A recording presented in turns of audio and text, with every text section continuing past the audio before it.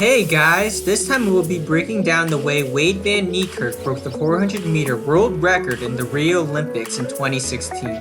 I made a previous video just showing his running form during that race. However, let's dig a little deeper and analyze different aspects of his running.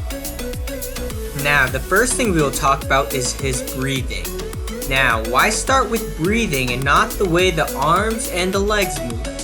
Unlike the 100-meter sprint, where energy mostly comes from the anaerobic system, the 400-meter race requires a mix of the anaerobic system as well as the aerobic system.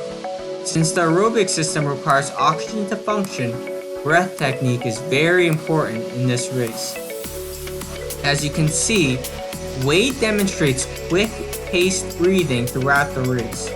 Utilizing this technique allows for improved ability to get the oxygen required for the aerobic system for maximal running performance in the 400-meter race.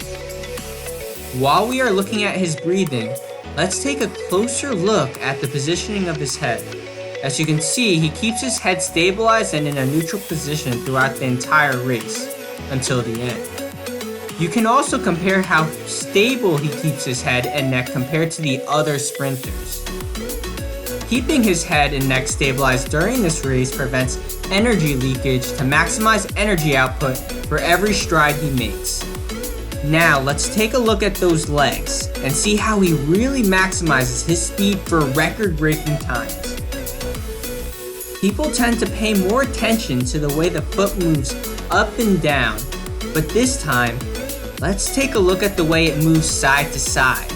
As you can see, as his foot makes contact with the ground, the inner side of the foot dips down. The foot movement that is occurring is known as pronation. Foot pronation usually gets a bad rep as healthcare professionals have linked this to foot injury due to stress on the ligaments in the foot. However, in this race, he utilizes foot pronation to maximize propulsion in his legs. When running, the calves act as springs. When the foot pronates, it actually allows for more ankle bending, which loads these springs even more to allow for increased push-off. Over time, excessive pronation could cause damage to the joint, but when trying to break a world record, most people would try to use everything they can to achieve this incredible feat. Now, let's take a look at the knees. As you can see, Wayde has incredible knee drive. This comes from a combination of different components. One of these components is the incredible amount of force coming from propelling his feet off the ground. Another is mobility as well as the strength from the hip flexors to really bring those legs forward. As I mentioned in a previous video, great knee drive allows for the cyclic movement to occur so he can quickly and efficiently propel himself forward. Now, let's take a look at more of the positioning of the hips with the foot. As you can see, the foot lands almost right under the hips.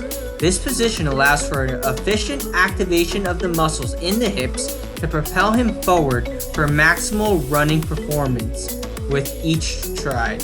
Overall, he has incredible strength, form, and discipline. He's an incredible runner as well as a great human being. I look forward to seeing his future races. I hope you guys enjoyed the video. Let me know what other runners I should analyze. And as always, thank you for watching.